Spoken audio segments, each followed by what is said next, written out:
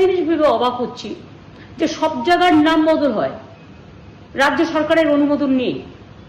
বাংলায় দীর্ঘদিন ধরে আমাদের YZ WYZ এর মধ্যে পড়ে থাকতে হয় কেন? আমরা বাংলা করতে চেয়েছিলাম রাজ্যটার নাম, এবং সেটা তো আপনারা জানেন বিধানসভায় 3 বার আমরা পাশ করেছি, 2 থেকে 3 বার।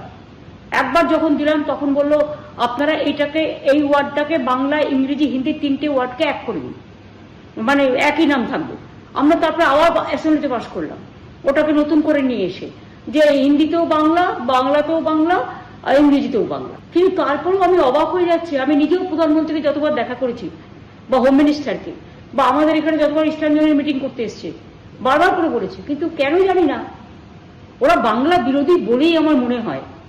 বাংলার মনীষীদের অসম্মান করে, আর বাংলা কথাটা ইলেকশনের সময় ভোটের জন্য বলে, কিন্তু ওরা বাংলা বিরোধী, এবং সেই জন্যে বাংলার নামটা করলো না, অন্য রাজ্যের নাম করুক। আমরা একদম উই আর মানে ভেরি মাচ ফ্লেক্সিবল।